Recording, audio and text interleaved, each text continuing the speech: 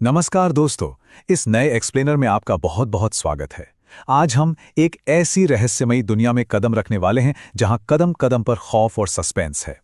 आज के इस विश्लेषण में हम एक बेहद ही थ्रिलर से भरी कहानी की परतों को खोलेंगे। तो चलिए बिना किसी देरी के सीधा मुद्दे पर आते हैं और देखते हैं कि इस बार इस अलौकिक सफर में हमें क्या नया देखने को मिलने वाला है। अब सोचिए, आप अपने ही घर में हैं और अचानक आपको ये महसूस हो कि कोई अनदेखी ताकत वहां मौजूद है। कहानी की शुरुआत ही इस रोंगटे खड़े कर देने वाले दृश्य से होती है। कौन है यहां? किसने लिखा है ये सब? सामने आओ वरना ठीक नहीं होगा। ये महज एक संवाद नहीं है, बल्कि ये वो खौफ है जो सीधे काशी के दिमाग पर हावी हो चुका है। पूरे घर में एक अजीब सी दहशत फैल चुकी है। अब यहां से ना कहानी में दो अलग अलग धागे एक साथ चलने शुरू होते हैं। सबसे पहले हम चलते हैं काशी के घर के अंदर, जहां इस वक्त सस्पेंस और तनाव अपने बिल्कुल चरम पर है। जरा इस दृश्य की कल्पना कीजिए। अचानक से दीवार पर कुछ अजीबोगरीब शब्द उभरने लगते हैं। ऐसे में काशी का घबराना तो बिल्कुल स्वाभाविक है ना। उसके माथे पर पसीने की बूंदें साफ देखी जा सकती हैं। इस अनजाने खौफ से बचने के लिए वो मन ही मन किसी मंत्र का जाप शुरू कर देता है। पर तभी सन्नाटा टूटता है। घर के दूसरे हिस्से से छोटी बच्ची माही के रोने की तेज आवाज आती है और ये आवाज उस पहले से मौजूद तनाव को कई गुना बढ़ा देती है। माही के रोने की आवाज सुनते ही काशी तुरंत पीछे के कमरों की तरफ दौड़ता है और वहां दरवाजे पर जो नजारा है वो वाकई हैरान करने वाला है।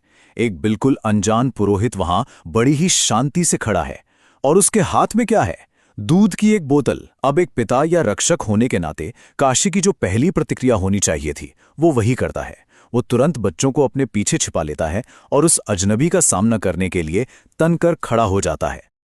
और सच कहूं तो यहां काशी का शक करना बिल्कुल जायज है। जब वो अनजान पुरोहित ये दावा करता है कि उसे अरुण उदय सिंह यानी काशी के दादाजी ने भेजा है और वो दोनों एक ही गुरु के शिष्य हैं, तो काशी इतनी आसानी से उसकी बातों में नहीं आता।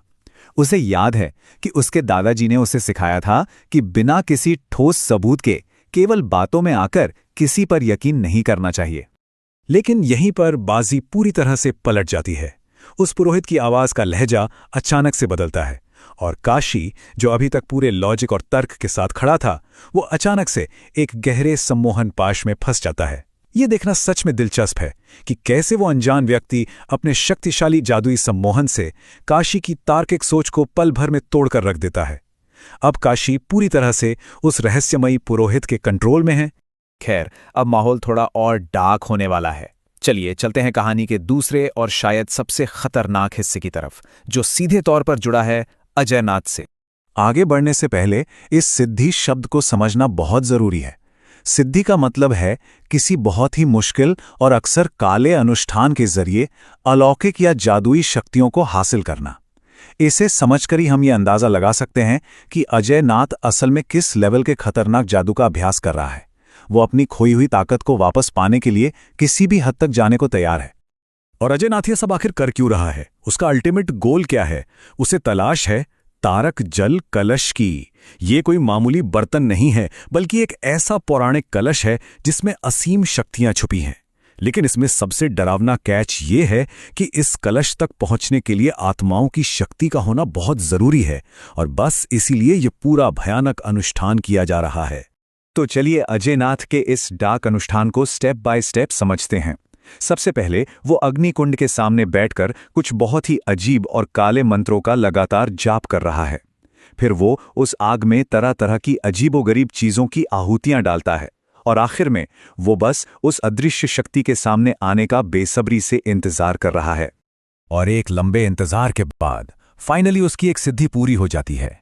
अजय नाथ अपनी जगह से खड़ा होता है और पागलों की तरह जोर जोर से हंसने लगता है। उसकी खुशी का तो कोई ठिकाना ही नहीं है।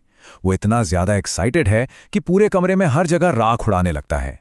ये एक ऐसा सीन है जो उसके खतरनाक और खौफनाक इरादों को बिल्कुल शीशे की तरह साफ कर देता है। सिद्धि पूरी होते ही अजय नाथ पूरे जोश में एक काली शक्ति को पुकारता है, आज मैं तेरा आवाहन करता हूं। और बस इसके बोलते ही कमरे का पूरा माहौल बदल जाता है। अचानक से एक बहुत ही एग्रेसिव पॉल्टरगाइस्ट एक्टिविटी शुरू हो जाती है। कमरे में चीजें उड़ने लगती हैं, आसपास रखा सारा सामान जमीन पर जोर जोर से गिरने लगता है।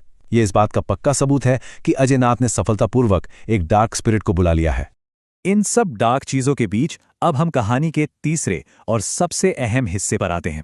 यहाँ हमारी मुलाकात होती है मुख्य नायक चेतन और उसके स्पिरिट गाइड कालदूत से। यहाँ चेतन के अंदर एक जबरदस्त कश्मकश चल रही है। एक तरफ चेतन है जिसे खुद पर बहुत डाउट है। उसका कहना है कि उसने कभी अपने परिवार को जादुई शक्तियां इस्तेमाल करते नहीं देखा, तो वो भला कैसे लड़ सकता है। वो बिल्कुल हिचकिचा रहा है। लेकिन दूसरी तरफ है कालदूत, जो बहुत ही शांत है और उसे भरोसा दिला रहा है कि घबराओ मत, वक्त के साथ रास्ता खुद साफ हो जाएगा, तुम्हें इसका सामना करना ही होगा। लेकिन कालदूत सिर्फ मोटिवेट नहीं कर रहा, वो एक बहुत ही सीरियस वार्निंग भी देता है।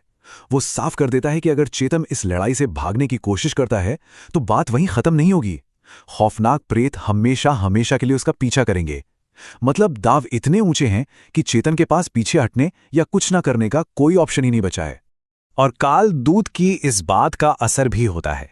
चेतन फाइनली छुपने के बजाय अपने परिवार के अतीत के रहस्यों को खुद खोजने का एक बहुत बड़ा फैसला लेता है। वो अपने गले में मौजूद उस चाबी वाले लॉकेट का इस्तेमाल करता है और उस रहस्यमयी जादुई डायरी को खोल देता है। यह कहानी का एक बहुत बड़ा टर्निंग पॉइंट है। अब डायरी खुलते ही जो नज़ारा होता है वो किसी जादू से कम नहीं है।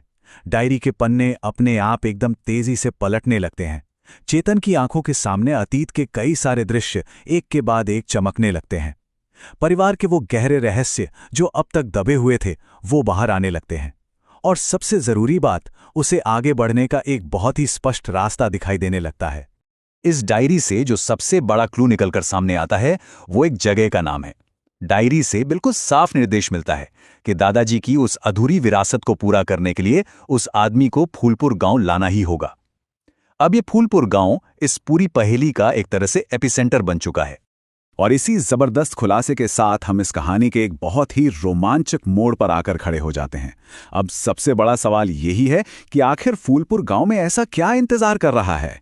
वहां कौन सी ऐसी भयानक घटना घटने वाली है जिसके लिए दोनों ही तरफ की ताकतें इतनी बेचैन हैं? ये एक ऐसा सवाल है जो यकीनन आने वाले महासंग्राम को देखने की उत्सुकता बढ़ा देता है। तो दोस्तों, आज के इस एक्सप्लेनर में बस इतना ही। इस अलौकिक सफर में मेरे साथ जुड़ने के लिए आपका बहुत बहुत धन्यवाद।